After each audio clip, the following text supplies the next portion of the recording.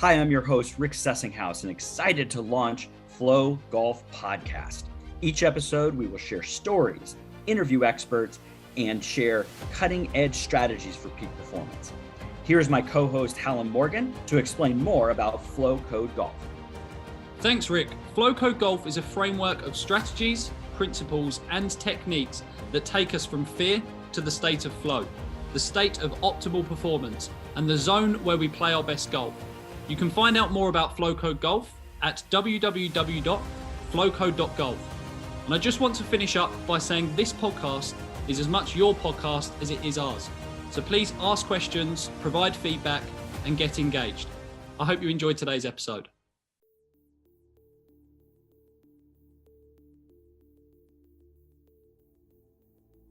Rick, another episode of the Flow Golf Podcast. In today's episode, I wanted to talk a little bit about the 7 mindsets for a flow personality. It's something we talk about within the Flow Code framework as absolutely vital to create that flow personality, which we see as so important for long-term continuous flow. It's absolutely vital. So what I wanted to go through in today's episode and for the listeners to learn from is each mindset, touch on them very briefly, but then discuss some of the ways that the listeners can apply them and benefit from them in both their life, but also on the golf course. So if we start with, for the listeners, if we start with the gratitude mindset, from my side, I think is so important. It's something that I apply in my life. It's something I apply to all of my players for them to start to live that. And how do you apply it to yourself and also your players, Rick? And how can the listeners do the same? Yeah, this is one of my favorite topics because when we think about, when I'm a swing coach, we look at very much cause and effect of the club made the ball do what it did. And I get that. Yet on the mental side, I believe mindsets is crucial. And we can define it different ways, but our mindset of how are we viewing this moment? What's our perspective of this moment? Our beliefs and our values of what we're living in this moment, I think is crucial. And we get to choose a mindset. So many people out there, they get in a fixed mindset. They get into their own mindsets because that's just how they are. And you and I are both encouraging people. There's many, many ways to look at any particular shot or tournament or playing opportunity. So gratitude is my favorite because it really sets the tone of being grateful and thankful for the opportunity to play golf, the opportunity to hit this shot. And you and I had a wonderful conversation with Dr. Glenn Fox about gratitude, and all you listeners, please check that one out. It's a podcast that we did and just had some great reviews on. But can I actually go to the first tee and frame it in such a way of what could I be grateful for right now? Okay, that's a question that would pop up. Well, I could be grateful that I'm outside with my friends playing golf. I'm not at work in a cubicle. Wow, the sunshine on my face, right? Just asking that question will shift our perspective, which will shift our emotional state. And as you and I both know, your emotional state will affect your physical state and how you perform. Definitely. It's absolutely vital. And just to summarize a couple of the points that we mentioned, obviously, in the podcast, but one of the keys is to experiment with your own process. We talk about practicing gratitude. It's something that you need to create a habit with, routines, rituals with, and something that you need to be consistent with over the long term. It's not about implementing this intense short-term program necessarily, but it's the consistency that's so much more powerful. And I think that's a really important note to make. But please, as Rick said, and I'll just reinforce that, go and check out the interview with Dr. Glenn Fox. It was fantastic. And so many actionable tasks that people can take away and apply to their own gratitude practice, both in life and on the golf course. So really key there. The next one then, Rick, and I know this is one of your favorites. This is one that you apply so much and something that you do in everything. You're coaching, on the podcast, in Flow Code, in everything you do. And that's the playful mindset, bringing some fun, some joy to everything. So can you talk a little bit about the playful mindset and again, why it's so important? I think it's almost like it's a lost element of the serious golfers, definitely, because they feel like they need to be professional, focused, all this kind of stuff. And they can't sometimes lose just the fun and the joy of playing the game. Please share a little bit about that. Yeah, no, you said the key word serious. I think when some players start to take the game seriously, right? That's what they'll tell us. And whether it's a 12 handicap who says, I got to take this serious to become a single digit, or somebody who wants to be scratch, or somebody and they tend to use the word serious a lot. I got to be serious about my game, and I'm saying that's probably the opposite of what you should be doing, right? And just from a learning mindset, which we'll talk about a little bit, is those that learn at a faster rate are in a different overall mindset, and I'm going to call it playful. I'm going to call it somebody who's childlike, somebody who is playing the game of golf. We're not working. We don't say, hey, let's go work our game. I hope you say, let's go play the game. Let's go play golf. And so that's already built into this. And so what I've done in the past, and I've mentioned this before, when people talk about how I, helped cultivate, Colin Morikawa's early childhood, is that playful was a key element of every single golf lesson. 70% of the lessons that I gave Colin were on the golf course, and we were playing the game of golf. But even deeper, we were experimenting. We were trying different shots. We were being open to, let's see a flop shot. How high could you hit it? And it wasn't about, was the shot good or bad? It was just saying, hey, let's play this shot. Let's experiment with this shot. And then at the end of each lesson, even if it was for one shot, or sometimes it'd be for 5, maybe 10 minutes, there was a competitive mindset, which is, let's play, and this is about competition. This is about, and embracing the competition and playing. And I would trash talk to him, and he didn't do a lot of trash talking. He would just look at me and take me on. And of course, as he got older, he would beat me a lot. But he took it on that this is something to be played, and we would have fun with it. And yet we still want to play well, everybody. This is still about some results. But if I'm in a mindset, I can't wait to do this, I'm in playing, instead of, this is serious, I can't make any mistakes, oh my gosh, we're in trouble, So to me, just the word play, not enough people tap into that. And so I would say, again, let's experiment with shots. Let's allow ourselves to get even a little bit childlike and silly. Competing, that's playing the game, instead of what most people would become serious, and they don't want to make mistakes. And then unfortunately, they start to fear what they don't want. Definitely. Question for you, Rick. When was the last time you took Colin on? I'd imagine a little while ago. That I what? I'm sorry? That you took him on and said, look, let's see who wins this one. Well, okay. I try to as much as possible. There right? You go. Still going for it. Yeah. Oh, you bet. No, I mean, the joke, I'm fortunate that I play golf with him every now and then, and it's my U.S. Open for the year, right? So I'm playing and I'm having fun, and a little trash talking. If we par the first hole, then I'm saying, look at this, come on, give me something, right? But in that joking, we still want to play well. Obviously, he still wants to beat the crap out of me and stuff. But the point of it is, I'm in a playful mindset. I want to have fun. I'm looking to get better. I'm looking at experimenting and stuff like that. And even to this day, part of the preparation on a weekly basis with Colin is competing especially on a Tuesday, Wednesday. He's done a lot of his prep work. His caddy JJ will throw him in a spot on every single green, and they have an up and down competition. So now it's like he's learned about the golf course, but now it's about play, and it's about competing, and it's about trying cool shots and stuff like that. So that is a constant for us on a week-to-week basis. Definitely. I love that. I think for a lot of the listeners, one of the best things you can do is go back to when you were a junior. What was some of the stuff you were doing then? I'm not saying this needs to become the only thing in your practice, the only thing in your preparation, but it's got to become an important part, and it has to be an element. So if you go back to when you're a junior, I remember playing killer on the greens, on the putting greens, which is like 2 players either side, and you're trying to hold the putt, and then you switch and trying to hit. We used to have, we have rugby posts up some of our driving ranges. I remember trying to hit the post instead of anything else. I'm not concerned about where the ball's going or how I'm just trying to hit that post. So going back to some of those creative games that actually externalizes a lot of stuff. It makes you go back to being a little bit more feel rather than technical. So important there to just do that every so often. Really key. Yeah, definitely. Sorry, go on, Rick. No, I'm sorry. Go ahead. No, that's cool. And that leads quite nicely into the next mindset, actually, which is the Awe mindset. So the Awe mindset, we almost want to look through things through a child's lens. As we get older, as we get into adulthood, which you could argue that we're all just big kids to some extent, and we lose that childlike mindset. But we tend to miss things that when we're younger, we are in awe of. We're like, wow, we're just completely mesmerized by. Some of the examples I give to some of my players is when you see nature, when you're a young kid, you see a little ant walking on the floor, like you're mesmerized by this ant or by something so simple.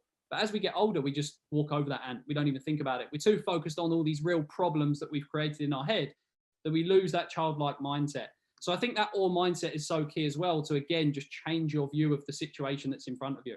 But could you share a little bit about your experience with the awe mindset as well, Rick? Sure. And I think one goes into what I would call a macro awe mindset, and the other one's more micro. The macro, and I've been very, very fortunate to now travel all over the world and being on these unbelievable golf courses. And so the macro is to be able to be on a golf course and just look out in the environment. And like you said about nature, and just take in this, in a way, a 360-degree awareness of, wow, look how beautiful this, look at the trees, look at the blue sky, look at the green grass, and it's very macro, very, very general and broad, right? That helps like almost reset my brain a little bit because I'm not in my head spinning and thinking. So I like that as like, wow, this is pretty cool to be here. You know, this is a neat place to be. Wow, it's so cool that golf is played out here. It's not in a stadium, inside indoor gym or anything like that. So I look at it that way, big picture. On the micro standpoint is when I hit a good golf shot, or when Colin hits a great golf shot in front of me, I am in awe, like, that was pretty damn good. Okay. And I'm like, wow, because yeah, I get to be, you know, out on tour, and I get to see the best players in the world. And I don't take it for granted by any means. I look at it and go, that was pretty good, right? And so that micro moment of appreciating what I'm seeing in that moment is part of my micro awe moment. And again, I when I work with clients, I do want them to look at it and go, that was pretty good. Wow, okay, that's awesome. You know, and that's a way of, again, stimulating that childlike part of us. And we're playful. Where a lot of these are going to be combined together, but. So to answer your question, I go macro, and then sometimes I go micro of just like, wow, that was really cool. Is kind of how I look at it. Love that. And I actually had a few players. The Ladies European Tour was recently played out in Kenya, I believe. And we were talking about an experience. There were zebras in the middle of the fairway. There were giraffes that were just in the distance. And we were actually saying, like, you stood on the tee box and you might be a little bit concerned about there's water on the left and you've got that in your mind. But you take a step back actually, and you do step into consciously this awe mindset, you go, wow, there's a group of zebras just running across the fairway here, and there's a giraffe in the background.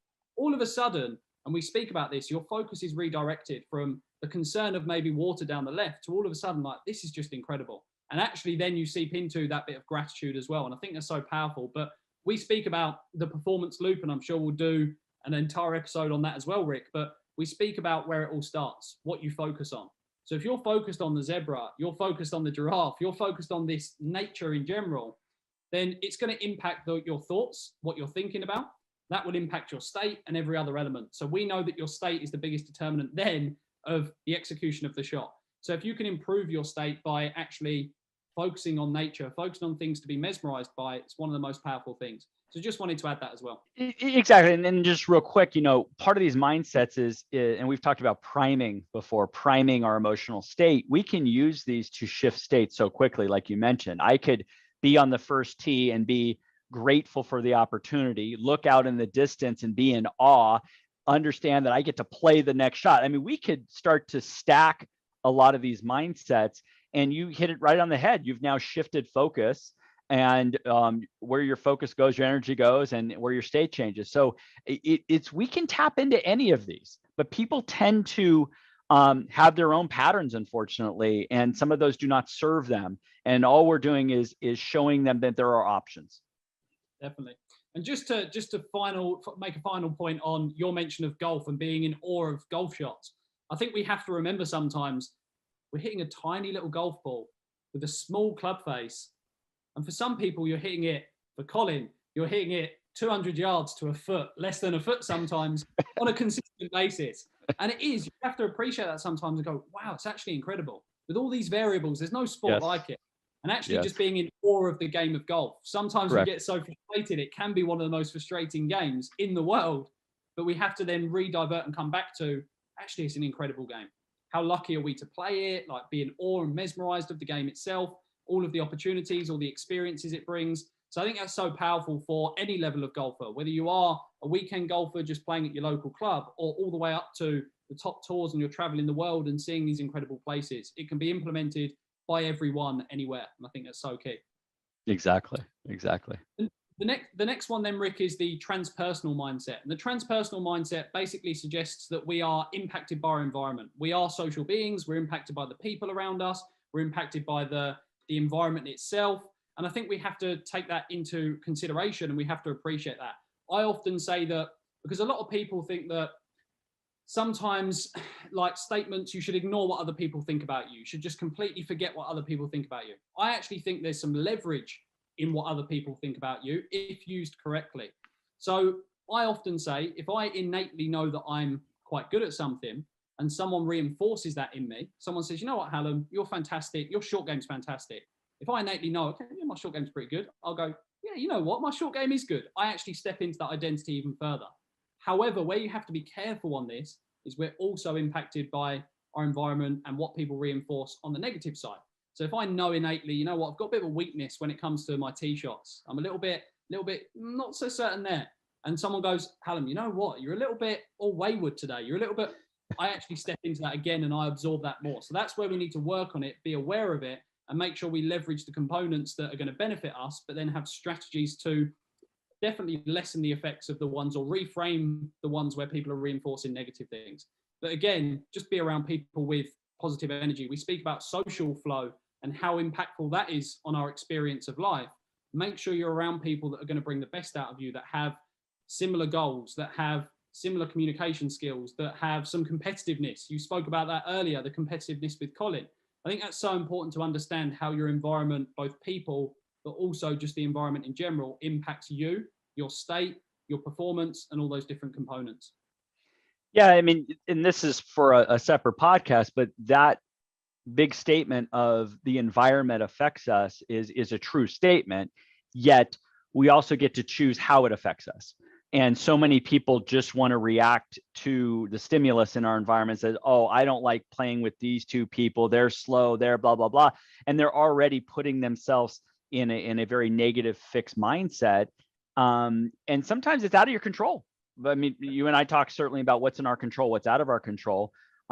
Yet, you know, like you say, who we're going to tee it up this Saturday with might be friends. Great. You know, that would be something that would be positive. But sometimes we're in competitive environments. We don't get to choose who we play with. We don't get to choose what the weather is. We don't get to choose if the greens are cut how they want to be. But I do really, really encourage everyone out there that, you know, golf's a challenging sport. We don't need people, you know, negatively impacting us with their attitudes and stuff like that. So I think that's really important. Definitely. So moving on to the next one then, Rick, and the observer mindset. From my standpoint, I think it's one of the most important. It's absolutely vital. We speak so much about self-awareness, and the observer mindset basically implies that we need to be aware, and we need to observe our thoughts, our breathing sometimes, our emotions, all these different components, and be able to look at them almost from a third person perspective. So can you share just some ideas on how players can do that? We've spoke a lot about this in other episodes. We spoke about post-round assessments. We've spoke about self-awareness in a whole episode. But can you just reinforce how, again, people can apply this to their golf game and also to their life? Sure. I'm going to answer it a little differently than I think where it's posed is people ask me about visualization all the time. Okay. Now, I'm not going to get too much into visualization other than we can visualize what we call associated visualization, which is seeing the environment through our own eyes, or we can see it disassociated, which I can see myself experiencing it. What we're talking about with an observer mindset is almost seeing yourself on a movie screen and how you're behaving and how you're hitting the shot and so on and so forth. And I think it's very powerful because it detaches a little bit more from the emotional reaction. You can observe it, again, it's called observe it now in its entirety. not just through your own eyes, and you will learn things that you wouldn't if you were just stuck looking at it from your own eyes. Okay. So I know it's slightly different than we're talking about a self-awareness tool, but I'm trying to bring somebody back, look at themselves on the movie screen, observe what they're seeing. And I think it can, again, detach us from being so emotional about the observation. Love that. Really powerful. Really powerful. So then moving into, Rick, one of the second to final ones, the creator mindset. I think we would say, and you mentioned this earlier, but we create our own reality, essentially. We're in control of that. And that ultimately comes down to our perception of what's going on. The same thing can happen to two people, but they perceive it very differently. But we have to understand that we create our own reality through our thoughts, our perceptions, our actions, our behaviors, how we see ourselves, all these different components. So again, can you share a little bit of information on how people can apply the creator mindset to their golf game and also to their life? Yeah, I mean, this is just a mindset I personally bring every single day, whether it's golf, whether it's business, whether it's in my social situations. This is now taking ownership and empowering yourself that you are the one who is creating. A lot of people will tell me, I played bad because blank happened. I was paired with this person, the win was this, the slow play, and they're not taking any ownership for it. And it's you're being what we at effect, I want to cause something. I don't want it to be just affected by things. And so that's just a framework that I live by. I would think I live by that most of my day. And so when we do that, we're now empowering ourselves that what I focus on, my choices are up to me. Now, sometimes they may play out in the world differently than I expect, but at least I have an intention that this is what I do because I get to choose it. I think just within that is a very, very powerful way to look at things. Unfortunately, again, and we're talking golf here, I have a lot of golfers that go to the first tee and there becomes I hope I play well. It's going to depend on blank, blank, blank. And they're using, again, excuses already built in instead of I'm going to create the best version of myself on the first tee. I'm going to be somebody who's grateful. I'm somebody who's going to focus on each shot. I can't wait to hit these shots. Now I'm getting in a mindset that I am going to have something to say about my performance. So that's how I look at the creator mindset. We could take it a step further about being creative. I'm being creative on a shot by shot basis, and I get to paint a picture out there and I get to hit whatever shot I want. To me, there's some freedom in that. And there's some empowering mindset that goes also with that creator mindset. Definitely. I love that. I think taking ownership is so important. And some simple questions I ask some of my players and some of my clients is just asking them, why have you not yet achieved your goals? And it's so interesting to see the answer to that question, to see whether they go external and blame other situations, even if it's recent situations with COVID. It's a very viable excuse or viable reason. But I ask them, why have you not yet achieved your goals? What would prevent you from achieving your goals? I ask them, are you often early, on time, or late for things? If so, why? And I'm basically setting them up to just determine and see, right, how many times do I hear the letter I or hear the word me? And I think it's so powerful and so important when a lot of people don't realize that they are blaming all these external things. And the story is, or the lesson is, that that's fine. You can blame those things as much as you want. Absolutely fine. But the issue is, if you're blaming them, they have control over the solution. If you take ownership of the problem, or if you take ownership of the challenge, if we reframe it, you now have ownership also of the solution. And now you're the one in control. And I think that's so important for people to remember. It may not be nice sometimes to take ownership of that challenge. It may not always be enjoyable. But once you do take ownership of that challenge, now you can also take ownership of the solution and you can move forward. I see that Exactly. One of life's biggest skills that you can develop is problem solving skills, or being able to embrace challenges in your life. They'll always come, especially if you're pushing yourself to your limits. And it's your ability to overcome those challenges, your ability to solve those problems and move on to the next one that ultimately is going to determine your success. So take ownership of it, because then you take ownership of the solution. So I love that. Definitely.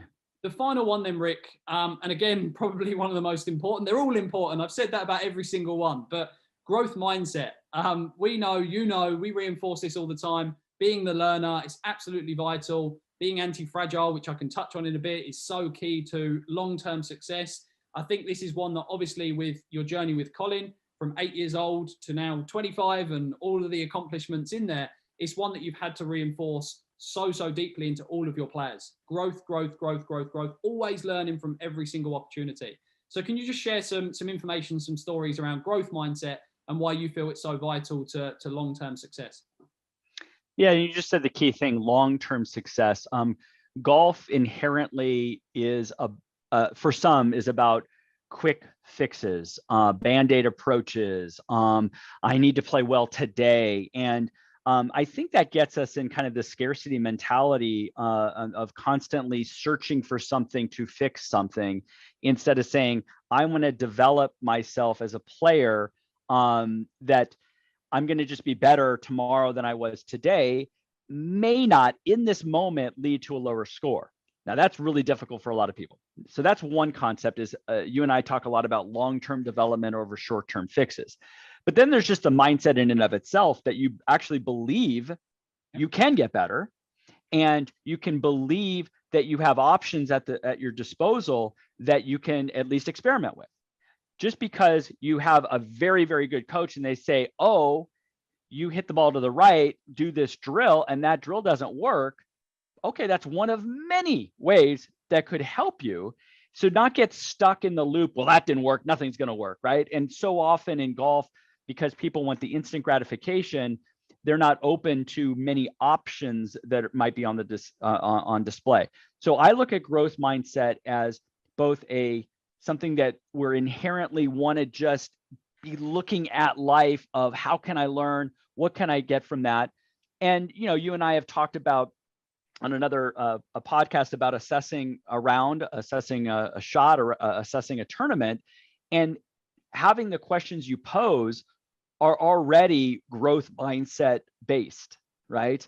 And I think most people, unfortunately, it's a little bit too much fixed. How did I hit the ball? Hit the ball poorly. I always do that. See, I can't get any better. Okay, well, good luck with that. Instead of, hey, today, wow, I missed 8 fairways to the left. I wonder why it went left. Was that mental? Was that physical? I think it was physical. What does my swing coach say? Sometimes he says this, right? Now you're at least learning from that. You may not have the exact answer yet, everybody, but at least you're again in that growth learning mindset. Definitely. And I'm gonna steal this a little bit from the growth mindset queen, Carol Dweck. Sure. And I recommend people want to dive more into this topic, growth mindset, go and read Carol Dweck's book, Mindset. But the power of yet, the power of that 3-letter word, I think that's so important for people to add to the end of their sentences. I catch myself so many times, I can't do this, I can't do that, I am unable to do that. And if you just add the word yet at the end, so if you say, I'm unable to hit my driver 280. Cool, that's a good statement, but what are you going to do about it? I'm unable to hit my driver 280 yet. That can be really powerful, because now you're suggesting that it's not that you're not able to do it in the future, you just currently can't do it. So it suggests that if you were to implement a plan, if you were to take ownership of that solution, like we were speaking about in the creator mind, now you can actually get to that point where it's achievable. So really, really key there, and something that all listeners can take away as an actionable task is just get really good at catching yourself. Whenever you say you can't do something, add that important 3-letter word to the end. Really key there. No question. Love it. Good stuff. So we've covered there 7 different mindsets that are fundamental to building a flow personality.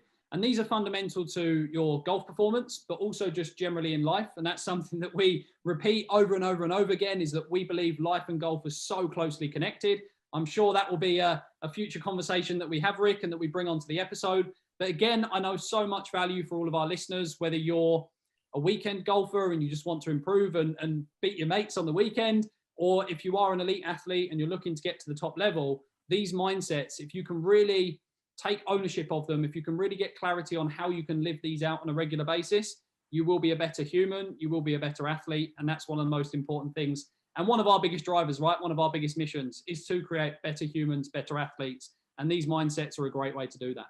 Wonderful. And again, just the last thing is, you get to choose your mindset. You get to choose your perception of the reality. You get to bring your own values and beliefs to every single experience. That's your mindset. So, after listening to this, I want people to challenge what their mindsets are now and add one of these, experiment with one of these the next time they're on the golf course, and you will see a shift in your focus. You'll see a shift in your emotions and in your state. And so let's be open to try these different mindsets. Absolutely.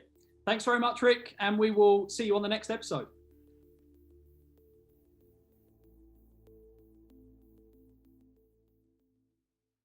Thank you for listening to today's episode. I know you've received some incredible information. And if you would like to hear more, please subscribe.